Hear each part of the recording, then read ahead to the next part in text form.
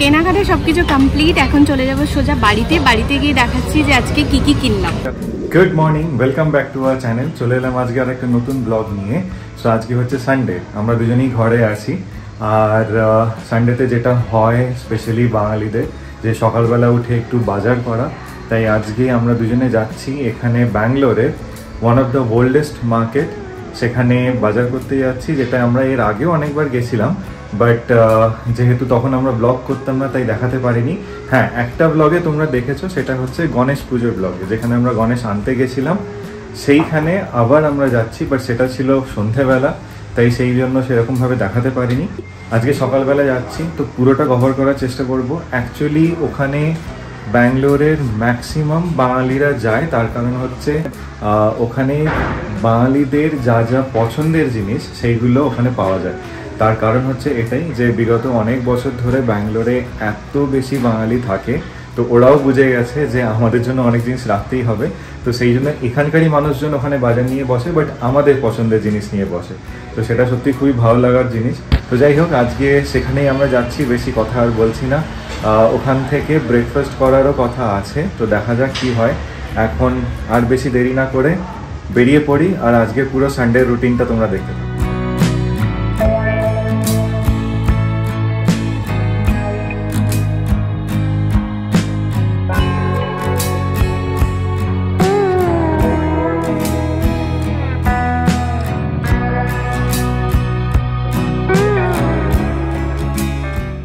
হ্যাল মার্কেটে, এটা হচ্ছে ওল্ড এয়ারপোর্ট রোডে।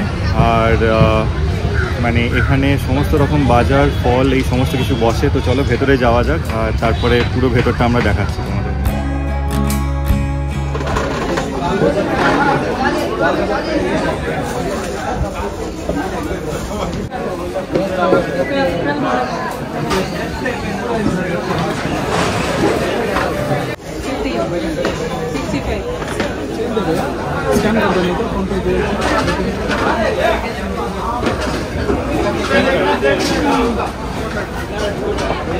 সো এইটা হচ্ছে সবজির শেষ। এবার এই দিকটা হচ্ছে মাছের পুরো বাজার আর কি, এইখানটা।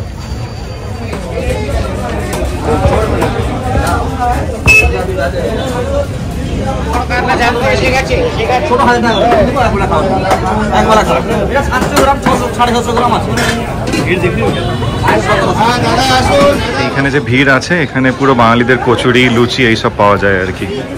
কেনাকাটা সবকিছু কমপ্লিট। এখন চলে যাব সোজা বাড়িতে গিয়ে দেখাচ্ছি যে আজকে কি কি কিনলাম।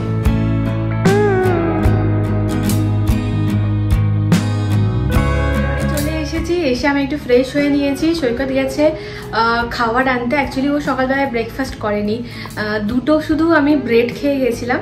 তো বললো যে খিদে পাচ্ছে, তাই জন্য দোসা আনতে গেছে।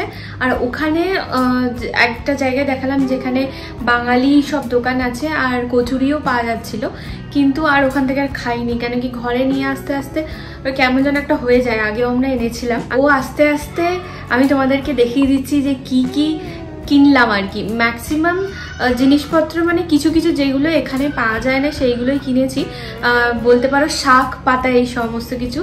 আর এর মধ্যে মানে 90% জিনিস আমিই খাবো, আর সৈকত তো অনেক জিনিস খায় না।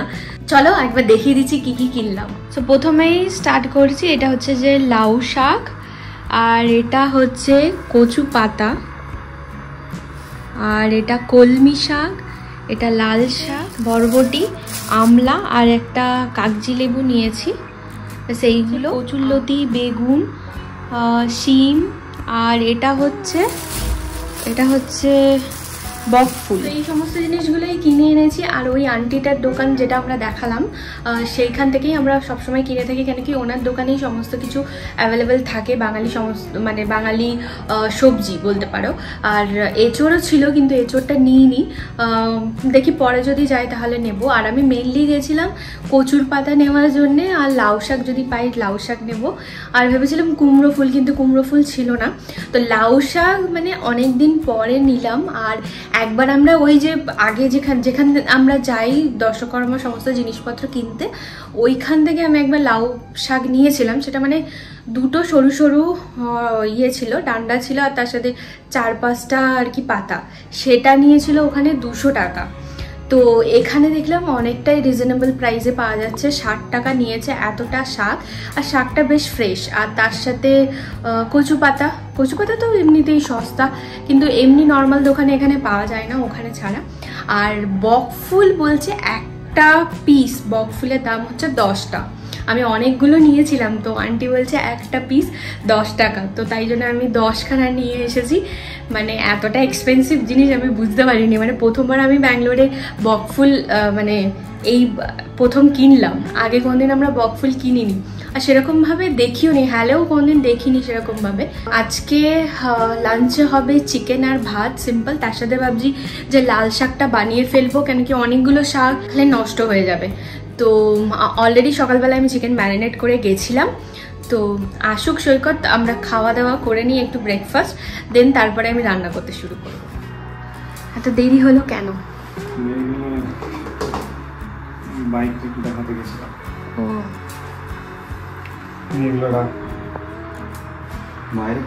ব্রেকফাস্ট হয়ে গেছে, আর এখন সেরকমভাবে কোনো কাজ নেই। ও বসে বসে শাক ছাড়াচ্ছে, আর আমি একটু যাবো হচ্ছে সেলুনে, কেন কি চুলফুলের অবস্থা খুব খারাপ, মুখ চোখের অবস্থা খারাপ।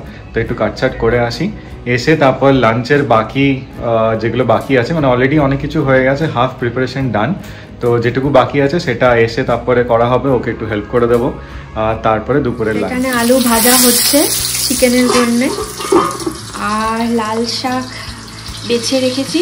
এখানে লাউ শাকটাও ভালো করে পরিষ্কার করে বেছে রেখে দিয়েছি, এটা কালকে বানাবো। হচ্ছে চিকেন, যেটা আমি সকালবেলায় ম্যারিনেট করে গেছিলাম।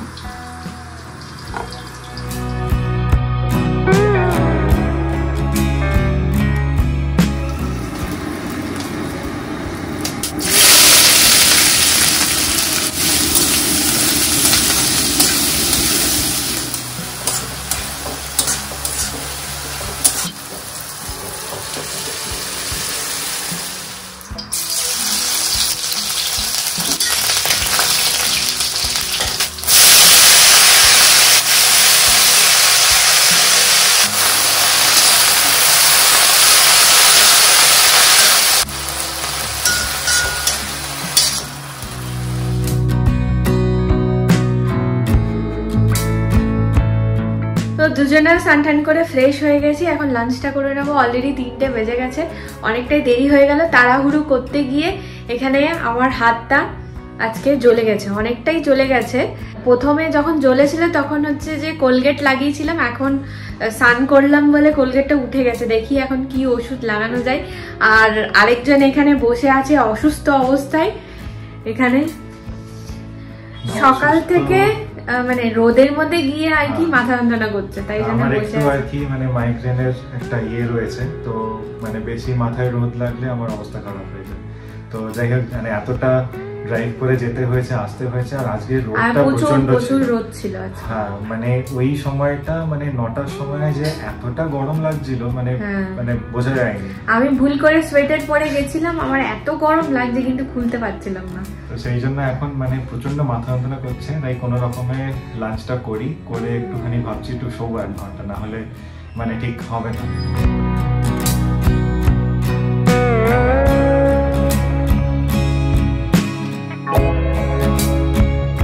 তো এখন বাজে প্রায় 8টা। এতক্ষণ ধরে একটু রেস্ট নিচ্ছিলাম, রেস্ট নিয়ে আমি সন্ধে দিয়ে গোপালকে খেতে দিয়ে এখন রেডি হয়ে নিয়েছি। যেরকম বলছিলাম যে দুপুরবেলায় যে সৈকতের একটু শরীরটা খারাপ লাগছিল, তো মাথা যন্ত্রণা করছিল, তাই জন্য একটুখানি রেস্ট নেওয়াটা দরকার ছিল। তো এখন রেডি হয়ে বেরোচ্ছি একটু কফি খেতে। আমরা জেনারেলি যখনই ছুটি থাকে যাই মাঝে মাঝে কফি খেতে, তো এখন বেরোচ্ছি। আর সাথে সাথে এখানে ব্যাঙ্গালোরে এখন পুজো চলছে, মানে এখানে কাঁচা বাদাম ফেস্টিভ্যাল বলে একটা মানে পুজো, এই সময়টাই আর কি ঠাকুরকে বাদাম প্রসাদে দেওয়া হয়, আর তার সাথে বাদামের মালা পরানো হয় হনুমানজিকে। আর যেখানে যেখানে মন্দির আছে সেখানে অ্যাকচুয়ালি হনুমানজির পুজো হবে, সবাই প্রদীপ দান করে, এইসব অনেক কিছু জিনিস আছে, যেটা মনে হয় কাল বা পরশু এরকম হতে পারে। তো আমাদের বাড়ি থেকে একটুখানি দূরেই হচ্ছে যে একটা হনুমানজির মন্দির আছে, তো সেখানেও পুজো হচ্ছে। আর আমাদের গলি থেকে বেরিয়েই মানে লাইটিংগুলো স্টার্ট হয়েছে, এত সুন্দর করে সাজিয়েছে পুরো এরিয়াটা, এত ভালো লাগছে। আমরা বেরিয়ে তোমাদেরকে দেখাচ্ছি যে কিরকম লাগছে দেখি।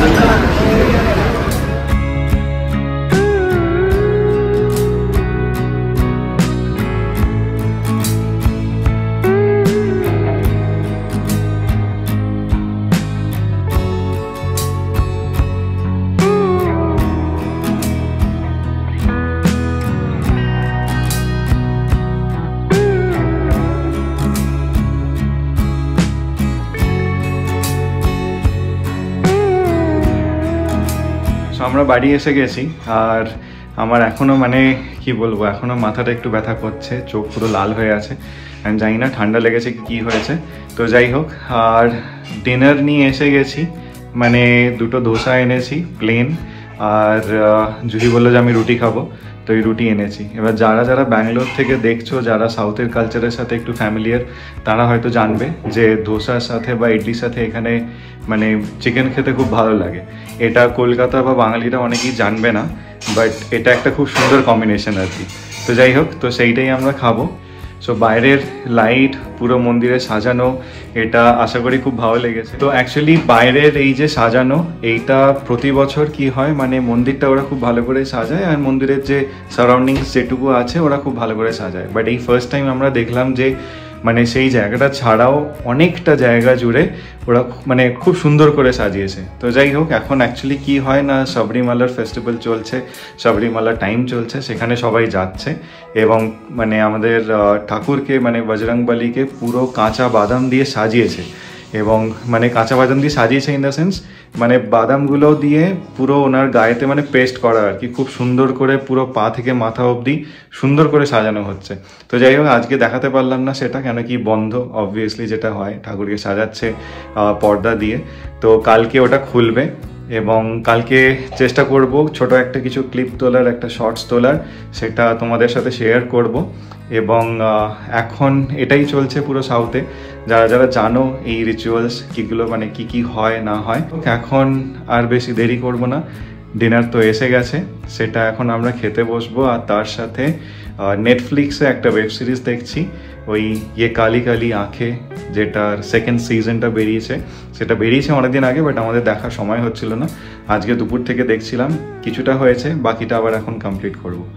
তো আর বেশি এই ব্লগটা আমি বাড়াচ্ছি না, এখানেই শেষ করছি। আজকের একটা এই ছোটোখাটো সানডে ব্লগ কীরকম লাগলো সেটা জানাতে ভুলো না। আর যদি ভালো লাগে তাহলে লাইক, শেয়ার অ্যান্ড সাবস্ক্রাইব করো যদি চ্যানেলে নতুন হও। দেখা হবে আবার একটা ছোট্ট ব্লগ নিয়ে পরের ব্লগে।